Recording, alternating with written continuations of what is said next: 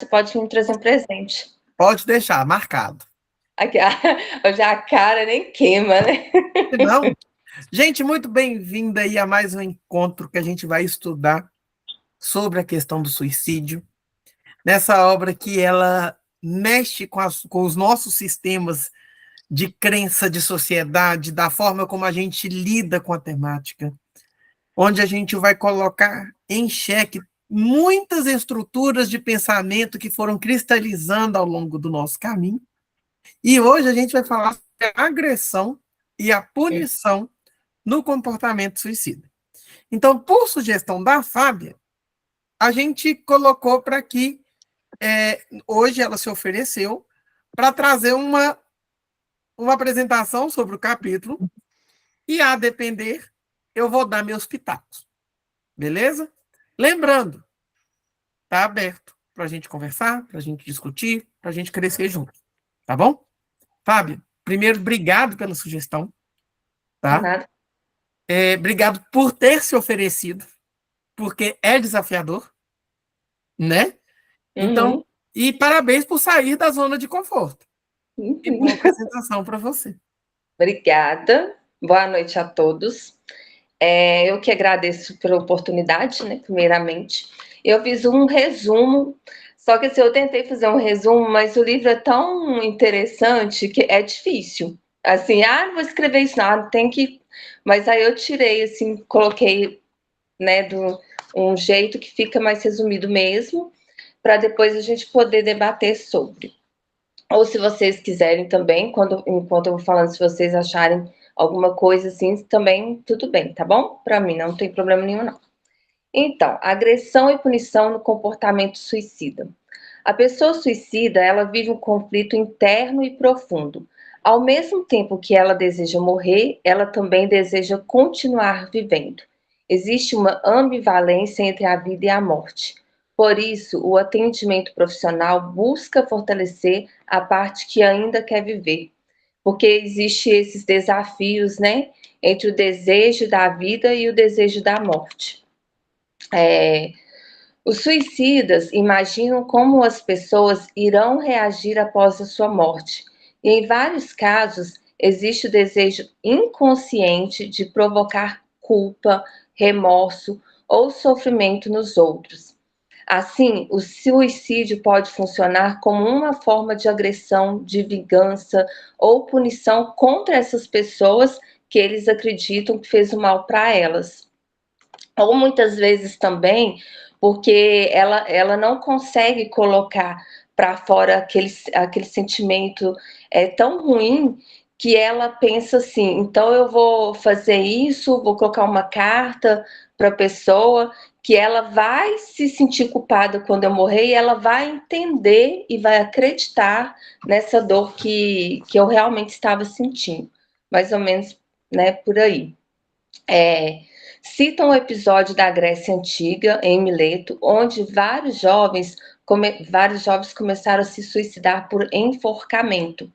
A situação ela só terminou quando decidiram que os corpos seriam levados nus pelas ruas até o enterro. Aí o que aconteceu?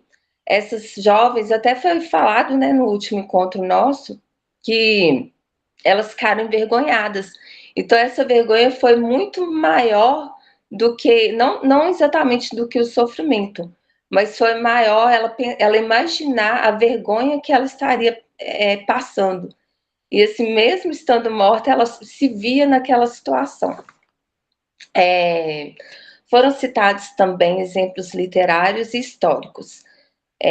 O personagem Anton Sowers, não sei se é assim que pronuncia, o personagem sente prazer imaginando as pessoas lamentando sua morte.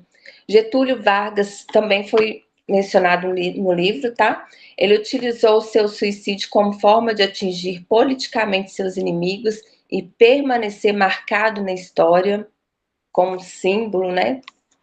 Romeu e Julieta, que representam ideia de morrer para continuar unidos em uma fantasia de amor eterno.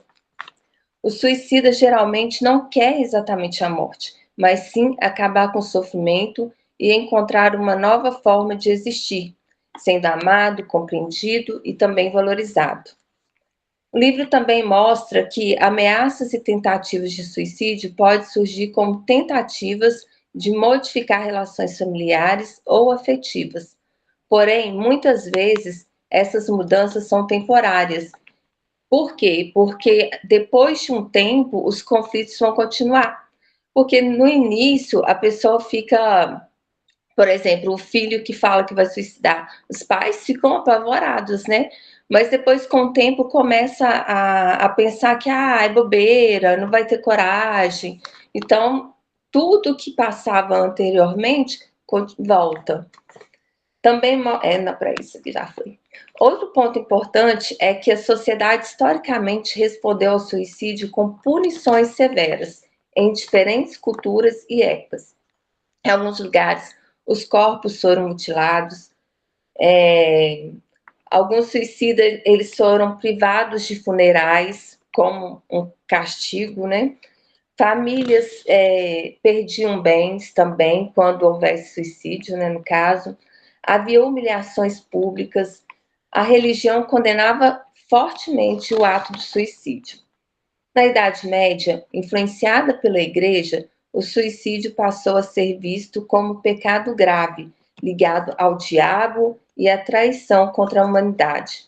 Mais tarde, com o avanço do racionalismo e mudanças sociais, essas punições diminuíram, porque eles começaram a pensar mais, sabe, a ver a verdade e não ficar imaginando muitas coisas. Gente, está muito rápido? Tem certeza? Pode tranquila. Então Relaxa. tá. É porque já estou terminando também isso. É porque é o resumo mesmo. O autor finaliza mostrando que atualmente existe maior compreensão sobre o sofrimento psíquico do suicida, embora muitas religiões ainda condenem o ato em si. Mas eu acredito que muitas religiões hoje começam a compreender, ou pelo menos a tentar compreender isso, sabe? Não é tão avassalador, igual antigamente eu via, nossa, gente, assim, isso um pouquinho fora do livro. Eu já tive algumas situações de suicídios, né? De familiar, de pessoas que eu conheço, que são assim, pessoas extremamente amorosas, boas, digamos assim, né? Todo mundo tem um lado bom e ruim. Mas assim, aí quando vinha, que acontecia, que vinha pessoas assim, não, vai direto pro inferno. Como assim, gente? Quem sabe quem vai pro inferno, quem não vai, né? Assim, a gente não tá aqui para virar e falar de religião, já falamos sobre isso, mas assim, é uma coisa que a religião por si, eu acho que hoje em dia ela está um pouco mais amena. Eu acredito nisso. Pelo menos em alguma parte assim de pessoas que eu convivo, já não tem essa mente tão fechada assim para isso. E quem somos nós para saber, né? Vamos dizer assim. Então, assim, o livro fala muito. Aí o resumo acabou. Aí, bem resumido mesmo, né? Ou senão eu ia falar o livro todo, gente, não tem como. Mas o livro mostra muito isso, sabe? Das pessoas elas culparem as outras por assim, como assim a vida é tão boa? E por que que morreu? Por que que quis morrer? Mas as pessoas não entendem que às vezes é uma situação que naquele momento aquela pessoa não consegue sair dela. Porque se ela não tiver uma ajuda, de certa forma ela realmente não vai. E o caminho que ela tem é de querer se matar, mesmo querendo viver. Por isso que elas pedem ajuda. Elas pedem ajuda mesmo que indiretamente. É aquela amiga que vira e fala assim: "Nossa, vamos sair hoje?" Aí você vira: "Ah, não, tô ocupada." É um filho que fala assim: "Ô mãe, ô mãe, ô mãe, você, não, peraí, daqui a pouco, sabe, querendo ou não, muitas vezes é um pedido de socorro. É um pedido tipo assim: estou aqui, por favor, me socorre. Eu não quero falar o que que é, eu não quero assumir que eu quero me matar, mas eu estou aqui." Então, mais ou menos isso, gente. Agora deixo para o professor Murilo, né? Aí qualquer coisa eu vou falando, porque eu gosto de falar, mas assim é meio difícil para mim, mas espero que vocês tenham gostado. Ô, Fábio, eu acho que é tão interessante quando a gente escuta uma pessoa falar de um texto que a gente também leu. Por isso que eu falo, gente, que ler o livro, o capítulo da semana, é tão importante. E por isso também que eu podia ter feito tipo 2 capítulos por semana, podia, mas eu quis fazer um por um, sabe? Assim, 5 páginas na semana, todo mundo dá conta de ler. Mas justamente para a gente poder aprofundar nessa temática. Quando você faz seu resumo, eu vejo que você conseguiu entender tudo que o Caçola quis trazer. O autor, você conseguiu sintetizar, né, o pensamento dele. Só que Murilo gosta de complicar a situação. Eu gosto de misturar alguns autores para a gente repensar a questão do suicídio, tá? Primeira coisa, o texto ele começa falando sobre a situação das mulheres em Mileto que você trouxe. Dessas mulheres que se suicidavam, né? E quando houve a punição de que a mulher seria exposta nua enquanto cadáver até o cemitério, essa epidemia de suicídio passa. Sobre esse fato, eu me fiz várias perguntas. Primeiro, se existe uma epidemia de suicídio, e acreditem, nós também vivemos uma hoje. Ele só não é pontuado.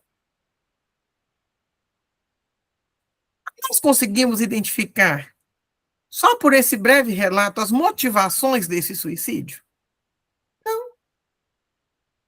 Mas se a gente revisita os capítulos anteriores que a gente já estudou, a gente vê que o pensamento suicida ele é movido por fatores conscientes e inconscientes, internos e externos. Então, se a gente olha para a epidemia suicídio hoje, a gente consegue sim fazer algumas inferências sobre o assunto. Porque é raro a semana que na clínica não chega um paciente com pensamento suicida. E quanto mais jovens, mais atuante tem sido o pensamento suicida. Não sei na clínica de vocês, mas na minha sim. E aí vem a questão que nós nos perguntamos, e até o professor Cassorla coloca isso de uma maneira ali bem na entrelinha, como pensamento, né? Quando essas pessoas buscam o suicídio, nós precisamos ouvi-lo e entender o funcionamento inconsciente daquela pessoa. E isso perpassa a sua própria estruturação enquanto indivíduo. Então, eu tenho que conhecer aquele ambiente, se a gente for olhar pelo olhar unicotiano, eu tenho que olhar a formação daquele sujeito, eu tenho que entender como que aquelas relações se constituem, como que elas impactam na vida do paciente que eu estou atendendo. E eu sempre vou repetir isso, eu não atendo um paciente descontextualizado. Porque é no contexto que ele está que ele sofre. Então, é tão impressionante como que esse caso de Mileto na Grécia é trazido, que nós olhamos para essas mulheres e percebemos o desejo da morte, mas não de uma morte integral, mas de uma morte simbólica. Por quê? Porque senão elas não teriam problema com a finitude. Se ela quisesse uma morte integral, a morte em si, uma morte completa, não seria causa de vergonha. É aquele pensamento de que, indiferente do sofrimento, sempre haverá uma pulsão de vida que pede para que viva. Depois, a questão de que qual que é o papel do outro em nossas escolhas, no julgamento que a gente sofre. Por quê? Porque essas mulheres não deixaram de morrer pelo sofrimento delas, mas pela questão da interferência do outro na própria vida. O problema delas era como que seriam vistas após a morte. E depois, como que essa fantasia de punir o outro depois da morte, colocando sobre ele a responsabilidade da morte enquanto uma vingança, é uma fantasia, porque não necessariamente eu vou imputar sofrimento a quem fica. Outra coisa, o corpo nu. Ô, gente, tem uma coisa mais desconcertante do que se ficar nu diante do outro? E eu nem estou falando de ficar pelado, não. Por que é tão difícil fazer análise? Porque eu me desnudo. Eu me desnudo enquanto sujeito. Eu diminuo os mecanismos de defesa do meu ego para que aquilo que tem consciente venha para a tona. O conteúdo que foi recalcado encontre lugar na consciência. A análise é se despir. Enquanto e no tempo em que a gente suporta a nudez da própria subjetividade. E assim também é a nudez do corpo. A nossa cultura guarda um pudor sobre o corpo. Mas e quando depois de morta aquele corpo é exposto? Como que fica? Outra coisa, o que eu fico mais impressionado, essas mulheres, pelo leve relato que foi trazido, o que vocês acham? Elas estão mais ligadas a um processo de histeria ou mais ligadas a um processo de organização psíquica neurótico? Organização? Como seria esse diagnóstico clínico na psicanálise enquanto estrutura? Essa epidemia de suicídio em Mileto estaria mais ligado a um comportamento histérico, neurótico, um psicótico? O que vocês acham? Neurótico. Neurose. Sei.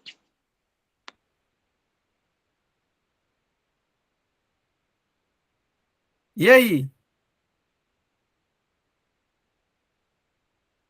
Tá sem áudio. Não, neurose, eu acho que histeria, Eram mais não. mulheres? Hã? Eram mais mulheres? Eram só mulheres. Eu acho, então vou discordar com a Fábio, então é histeria. Gente, o histérico, É. o sofrimento para ele é Uhum. muito avassalador. É. A culpa de tudo no mundo é do histérico. É.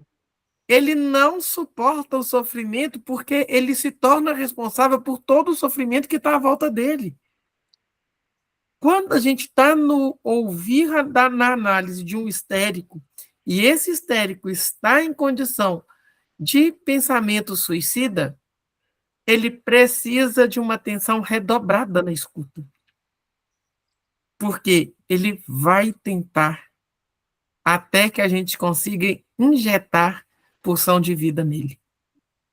Olha a nossa responsabilidade de entender essa classificação, não como um diagnóstico rotular do nosso paciente, mas como uma estrutura psíquica que precisa de ser compreendida para que possa ser ouvida em sua integralidade. Então, mas por isso que eu não pensei na histeria, porque a histeria, eu não acredito, assim, na minha visão, né? Essa questão de virar e ficar nu, não seria, sabe, tá histérica. Ah, é que eu vou ficar nua mesmo. Histérico não vai ser essa histeria que a gente usa no senso comum como alguém que é sem filtro ou que é barraqueira ou que é... Não, gente, o barraqueiro é barraqueiro. Ele pode ser neurótico, ele pode ser histérico, ele pode ser qualquer coisa. Normalmente, barraqueiro é só barraqueiro. O histérico aqui, enquanto diagnóstico de estrutura, tem que ser repensado, então. Até porque quando a gente identifica que o nosso paciente é histérico, se eu trato dele como um neurótico e a minha escuta é baseada em uma neurose obsessiva, por exemplo, ô, gente, eu vou ter umas dificuldades aí na escuta daquele paciente. Tá? Qual foi a Então, pergunta, gente? Eu fui essas atender um mulheres paciente, ele vai demorar um pouquinho, eu voltei. essas pacientes que estavam com suicídio em massa, que traz no início do capítulo, estão mais ligados a uma histeria ou ligado a um outro tipo de psicose, neurose. Como que a gente entenderia a estrutura clínica dessas mulheres que suicidaram em massa como uma epidemia em Mileto?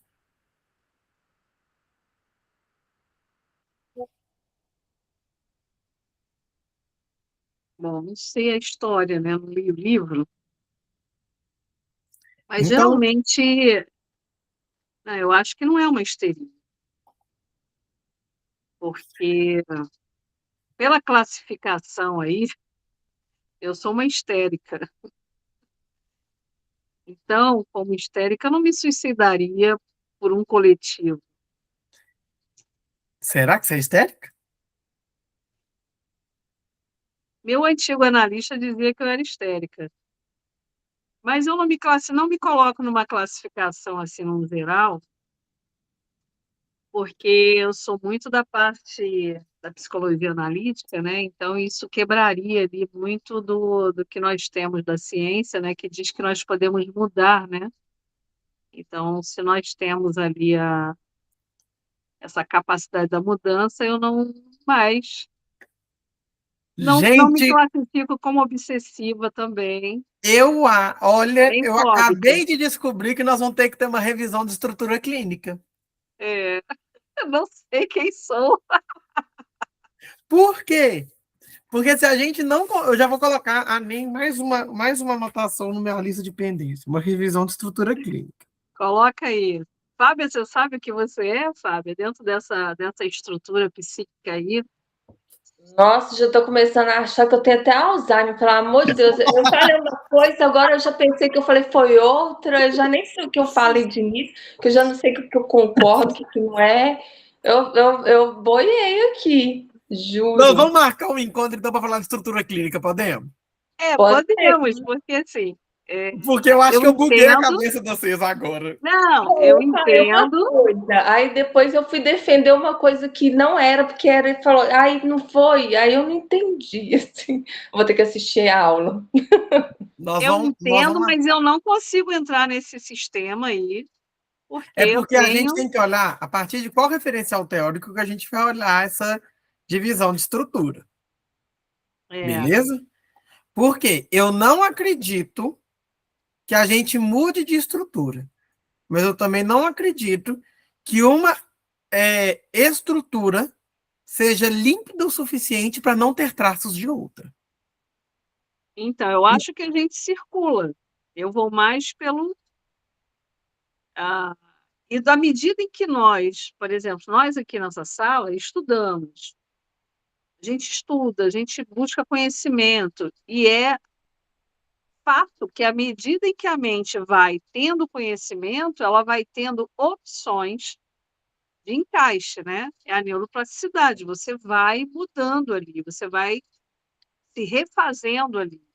Então, assim, Não confunde neurociência com psicanálise, senão nós vamos bugar a cabeça. aí é por isso que eu não consigo me encaixar aí dentro Gente, eu dentro amo dessa quando tem essas construção aí, discussões. não consigo. Me Nós vamos trabalhar, abstenho. nós vamos trabalhar. Eu vou ver se eu acho o livro, eu vou mandar a foto da capa dele, que eu acho que vai caber muito no seu pensamento, Andréia. Manda, Muito. E vai te abrir horizontes. Inclusive, é uma forma de diagnóstico em psicanálise pouco olhada até aqui no Brasil. manda aí. Mas eu acho que pode ser interessante para a gente levar para discussão, tá? É Eu a não gosto Fábia, também de a Fábia pensamento. já está até com Alzheimer, gente. Não, ninguém aqui com Alzheimer, pelo amor de Deus. Ô, João, e você acha o quê, João?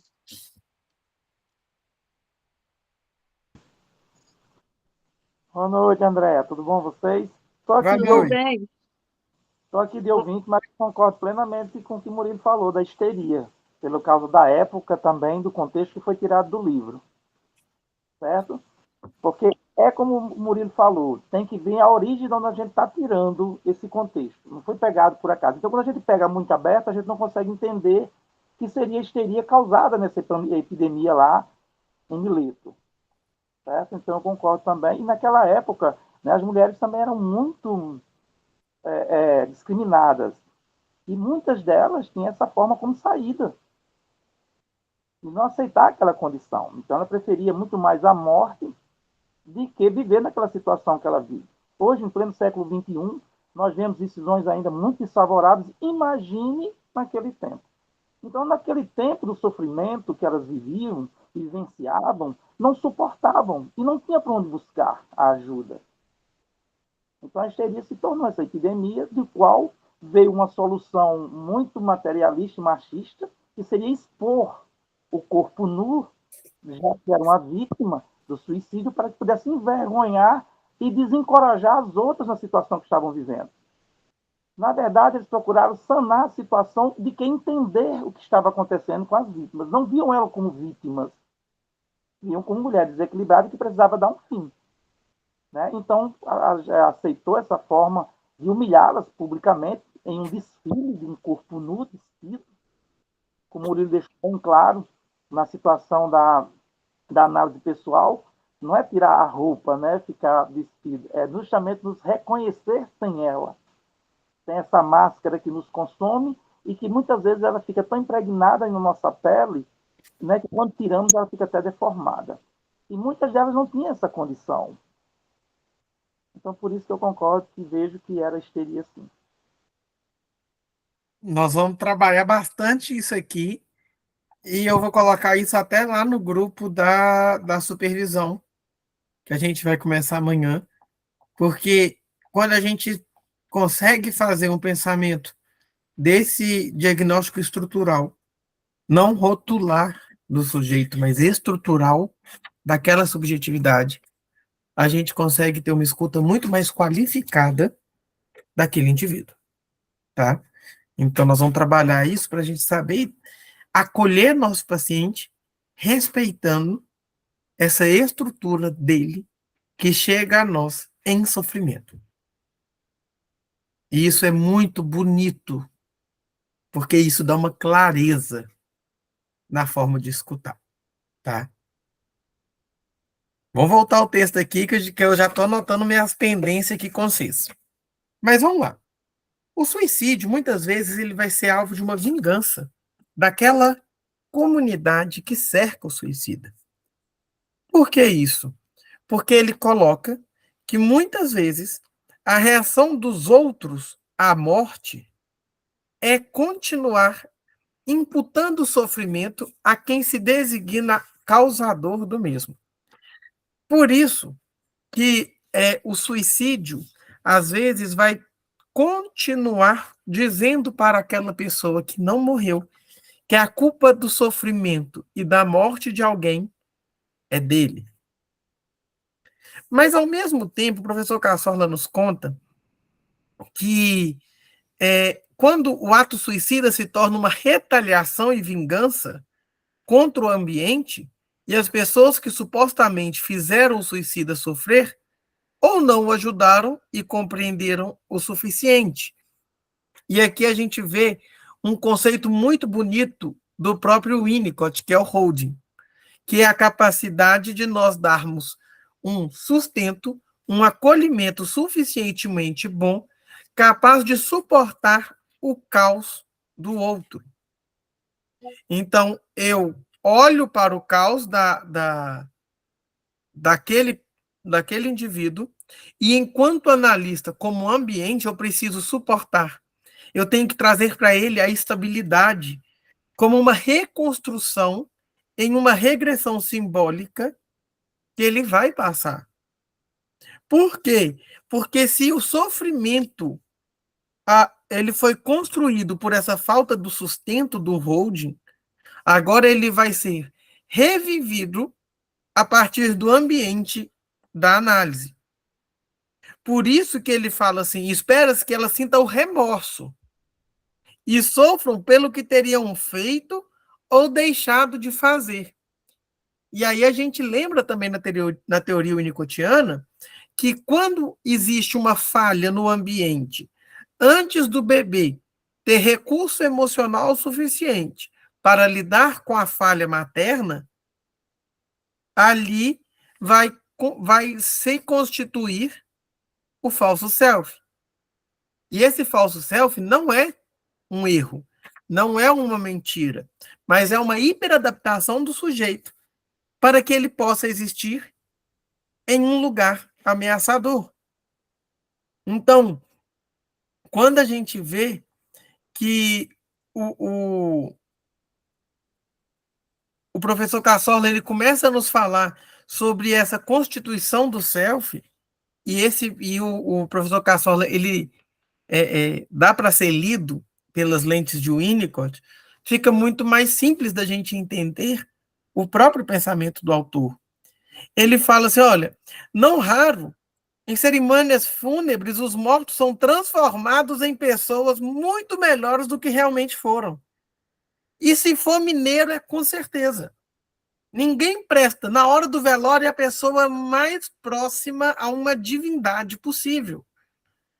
No mineiro, o velório sempre vai ter um café, um dedo de prosa e todo mundo vai admirar o morto. Mas por quê? Porque lidar com a finitude nos une em algo que angustia todo o nosso contexto social. Então, quando alguém morre, e principalmente essa morte pelo suicídio, lidar com a finitude é desafiadora.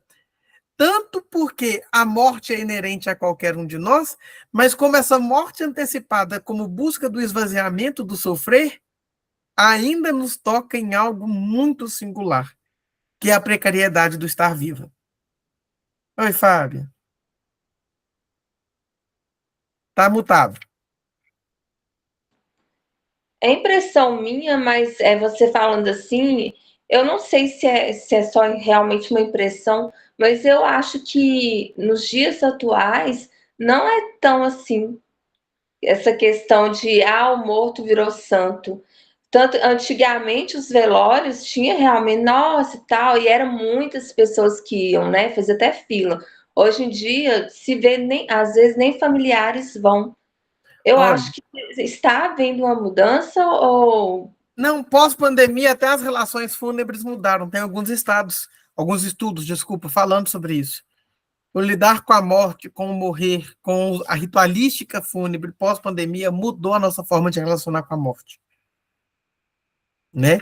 Mas, de alguma forma, isso ainda permanece ali marcado. Depois, o exemplo do Getúlio Vargas, que a Fábia pegou, para mim ele é muito legal. Porque como que pode um homem que viveu e experimentou a ditadura também ter sido o homem que trouxe o direito trabalhista, por exemplo, para dentro do Brasil, experimentar a morte como uma tentativa de imputar culpa a quem pensava diferente que ele, através dos seus inimigos políticos, e deixa uma frase emblemática que realmente está nos livros de história das escolas. Eu saio da vida para entrar na história. E ele entrou.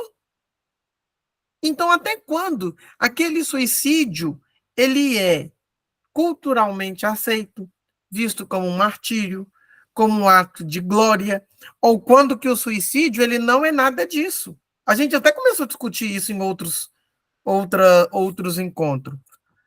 O que a gente precisa de perceber é que quando o suicídio vem, o pensamento suicida, o ato suicida, é que essa morte simbólica que nós estamos buscando através da diminuição do sofrimento, guarda uma fantasia intrínseca de que, após o ato, haverá uma forma de ressuscitar em um ambiente mais saudável, onde tudo será refeito. Então, é uma fantasia quase que de ressuscitar em vida. E isso é fantasia, porque o ambiente não necessariamente muda após uma tentativa ou de um ato suicida, igual a gente vê aí. Oi, Fábio. A questão do Getúlio Vargas, ela caberia alguma coisa do ego, superego, alguma coisa assim? Ou não? Ou nada a ver? Não, acho que sim. Mas aí a gente precisa de pensar, eu acho que antes de pensar assim, como que se dava a relação entre ego, id, ego e superego no ato do suicídio dele, para a gente não cair numa zona moralista, tá? Por quê? Porque Vargas, ele não suicida em 2026. Como é que era o pensamento da época? Qual que era o contexto sociopolítico da época? Qual que era o lugar que ele ocupava? Porque Vargas é uma personalidade no nosso contexto político muito contraditório e muito pesquisado. Tem gente que ama Vargas, tem gente que odeia Vargas. Então, o próprio ato desse saio da vida para entrar na história, ele não imputa a culpa ao inimigo diretamente, mas deixa subjetivo de que a vida dele, a morte dele pelo suicídio, foi um ato heróico para a história da constituição do país. Então, foi uma forma de dar perpetuidade ao seu legado. Se foi ou não bom, isso não tem a ver conosco, mas da estrutura que ele ocupa dentro da formação de sujeito que ele teve. E se a gente vai olhar assim, qual que é a relação de ego e de superego? Não sei, eu não fui analista dele. Mas depois, em um encontro que não tiver gravação, a gente pode trazer alguns casos de suicidas que eu já atendi para a gente analisar junto. Mas por quê? Porque estudo de caso não pode ser gravado, isso é questão ética. Eu não gosto, tá? Outro pensamento aqui quando há um ato suicida, um pensamento suicida, a gente precisa de fazer uma ação que não restringe só ao paciente. Porque não adianta uma pessoa passar por análise e estar imerso em um ambiente doentio. Às vezes, a análise vai passar pela reestruturação do ambiente em que aquele paciente se encontra. Tá? Por quê? Porque o ato suicida pode ser respondido de muitas formas pelo ambiente, inclusive pela agressividade. As pessoas vão julgar, vão agredir, não vão respeitar o sofrimento daquela pessoa, do suicida. Às vezes o ambiente vai entrar em um momento de culpa. E aí passa a um estado de permissividade. Tudo é possível, tudo é válido, para que a culpa, se acontecer de novo, não seja minha.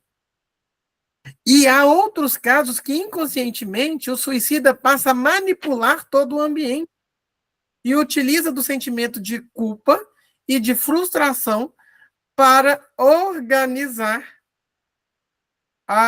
aquele ambiente. Então, num olhar winnicottiano, não adianta nós tratarmos alguém descontextualizado. Esse ambiente é parte integrante do sujeito. Tá?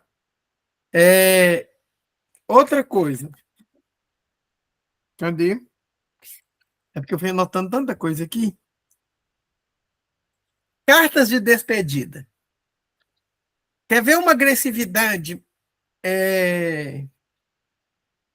sutil numa carta de despedida? Eu perdoo a fulano por todos os males que ele me causou. Eu estou mostrando para todo mundo que um dos motivos de eu ter morrido é culpa do fulano que me fez sofrer. E ainda me saio como um bonzinho que, mesmo diante da morte de um sofrimento quase que insuportável, eu fui capaz de perdoar. Então, a agressividade no ato suicida, ela é direcionada. Direcionada a quem? Ou como uma autoagressão, ou como uma heteroagressão, agressão ao outro. As cartas de despedida usam muitas vezes as justificativas como agressões. É quase falar assim, olha, o sofrimento que você me colocou, que me fez sair da vida, agora eu vou te imputar colocando nem você é a causa da minha morte. E a pessoa não faz isso porque ela é ruim. Ela faz isso porque não suporta. E a gente não pode olhar para isso como se ela estivesse escolhendo fazer todo mundo que ficou aqui sofrer. Não. Isso é desumano, gente.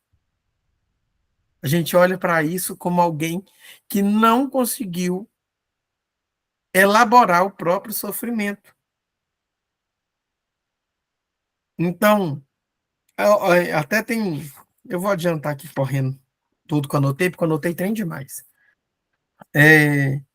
Tem uma frase assim: é comum que traumas sejam frutos de experiências precoces que se tornaram inconscientes.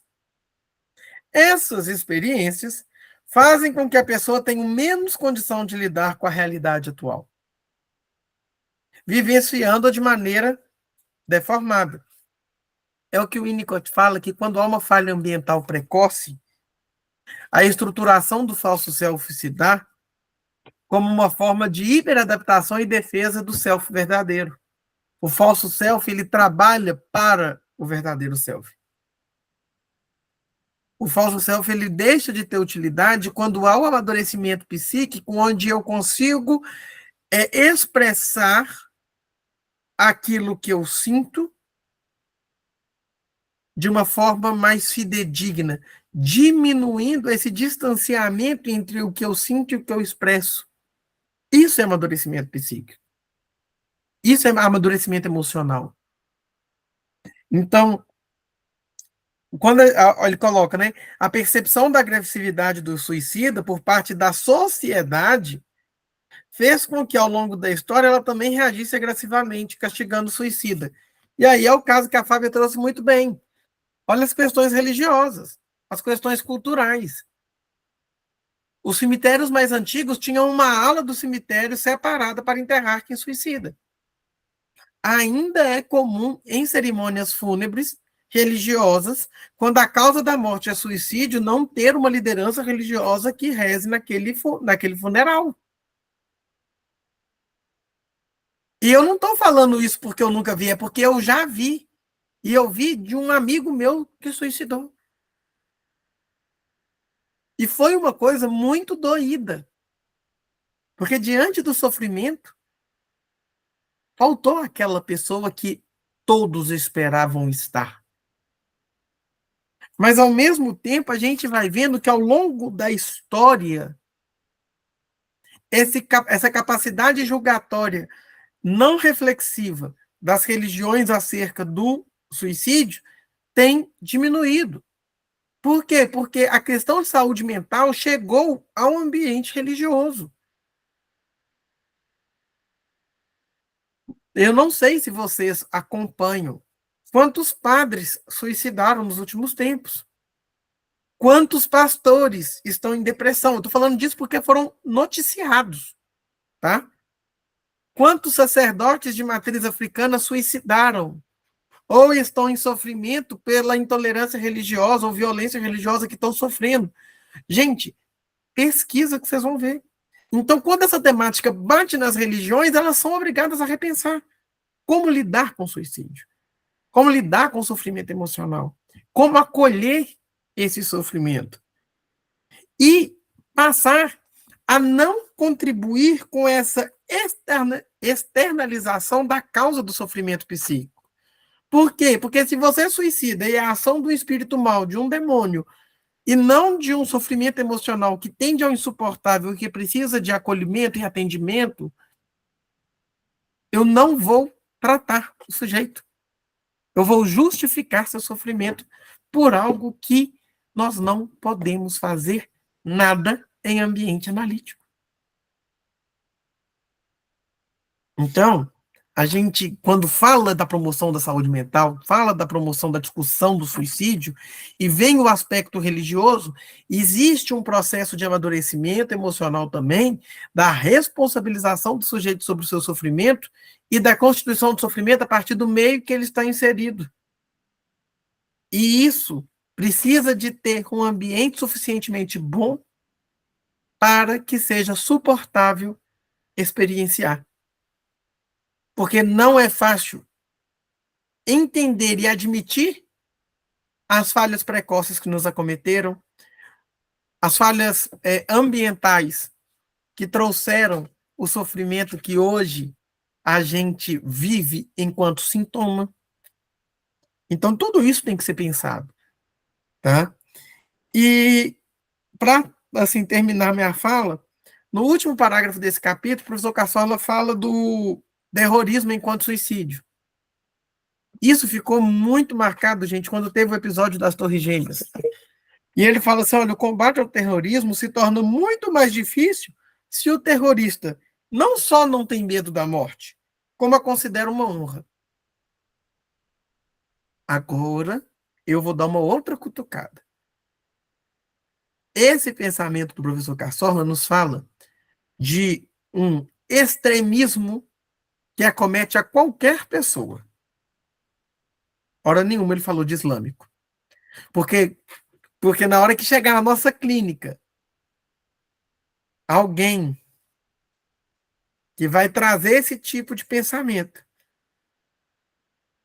eu tenho que acolher da mesma forma. E eu tenho que ser o analista da mesma forma. E eu não tenho o direito de direcionar a forma de fé de ninguém. Não é esse o papel da análise. Muito menos de pregar a própria crença para um paciente. Isso não é lugar do analista.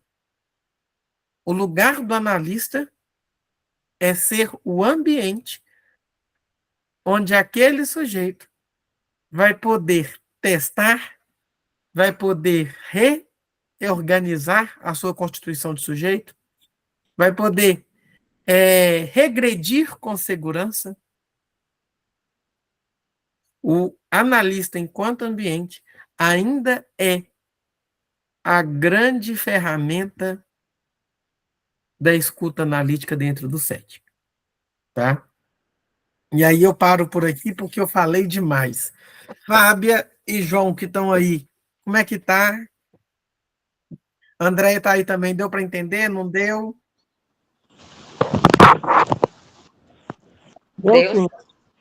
Deu sim, Murilo. Ficou muito parecido. E também, como você fala também das crenças judaicas, né? Que é diferenciada, as pessoas que eram tratadas como suicidas, né? Que geram para algumas religiões, são condenadas ao inferno, entre aspas, né? Então, que julgar as pessoas. Então, meter esse medo, mesmo nos dias atuais, das pessoas, dos jovens, que não conseguem ainda superar, e muitos suicidas não conseguem buscar essa ajuda, é importante essa divulgação, esse auxílio. E a psicanálise vem com essa ferramenta, né, para auxiliar as pessoas a desenvolver, a buscar ajuda, esse grito silencioso que não é escutado pela sociedade em si, até que aconteça próximo da gente ou nos nossos familiares. Então, a importância que nós temos de buscar esses estudos, como você mesmo narrou, professor Cassola, é importante nos dias atuais. Né? E essa forma de suicídio, de querer se libertar do problema, de se libertar da dor, não da vida, mas daquele problema que se torna insuportável, como aquela cantiga em nossos ouvidos. E a saída talvez seja essa da fim ao corpo. E nossas religiões pessoais não devem interagir na condição de cada um deles, mas que possamos sim acolher, independente do que eles falem, com um ponto de apoio, para que possamos ajudá-lo. Tem aquela pessoa que hoje, eu acho muito interessante, né, aquela foto da psicanálise, que a pessoa vem com um carretel, todo desenrolado, aí chega, quer pôr na mão do analista, agora desenrole para mim. Aí nós temos a necessidade de mostrar, bom, eu estou aqui para tentar lhe orientar, mas quem tem que desenhar esses nós de sua vida é você. Eu só vou ser o ponto de apoio que vou estar aqui, o ambiente para que possa lhe dar essa segurança. E, às vezes, é só 1 minuto de atenção para tirar esse equívoco, essa dor desesperadora que consome os pacientes. Inclusive, aqui eu estava com a luz desligada, porque eu moro aqui no sítio, aí, meu amigo, os mosquitinhos aqui hoje estão muito ruins. Aqui, a menos de 100 metros, 200 metros daqui de onde eu estou falando, uma jovem de 20 e poucos anos se suicidou. E era alegre, falava tudo, e olha o que ela guardava dentro dela. Então, a gente vê que o suicida ele não tem uma plaquinha que avisa suicídio. Exatamente. Tá? E como que a gente tem que estar atento? Um caso interessante, né? Robbie Williams, né? Fazia quantos dias? Eu lembro que quando eu estava pagando enfermagem de saúde mental, ele fez aquele filme que eu não me lembro agora, que ele era o médico. Né? E olha aí o que levou aquela criatura. Levava sorriso aos outros e chorava escondido. Sofria por dentro uma sensação de não ter essa coragem de pedir ajuda. Porque para alguns pedir ajuda é fraqueza, ou é bobagem. Mas, diante daquela condição que ele vivia, chegou ao ato extremo. E não suportava. Então, eu vou te falar uma coisa. Eu voto que o João Batista tinha que ser quem vai organizar o estudo da próxima semana. Alguém quer votar no João Batista igual eu, gente? Eu ficaria muito satisfeito, mas talvez na próxima semana eu nem assista a aula, sabe, Murilo? Porque eu tenho uns assuntos aqui para resolver, aí eu não quero comprometer o que eu já assumi. Mas não vai faltar oportunidade, com certeza. Então não me enrola não, hein? De jeito nenhum, e fico muito satisfeito por você dar essa oportunidade. Quem que vai ficar para a semana que vem, então? André já balançou a cabecinha, tipo assim, não me fala meu nome, não. Não posso, Murilo. Eu tô aqui, aí eu volto, desligo a câmera, vou lá para ver se... Às segundas-feiras eu entro nesse time doido aqui. Tô aqui, o computador ligado aqui, esperando. Então vamos fazer o seguinte, eu faço para alternar com a Fábio e com o João por enquanto. Pronto, aí na próxima, quando a gente for, a gente já combina. E também já tem amanhã também, né? Que tem e amanhã nós encontramos na supervisão. Pronto. Eu ia falar que eu poderia, mas eu vou tomar seu lugar, não quero isso. Pode ficar à vontade, Fábio. Tá bom? Esse horário é justamente para isso. Oi? Esse horário é justamente para isso, Fábio, é para poder ficar à vontade, que não vai ser gravado, a gente vai poder conversar, ter aquelas duvidazinhas bem... Né? Nós vamos trabalhar bastante amanhã. Eu preciso, né, de um horário assim, que eu possa ficar bem à vontade. Um abraço, pessoal. Um abraço. Até semana que vem. Obrigada, viu, gente? Obrigada. Abraço. Até mais.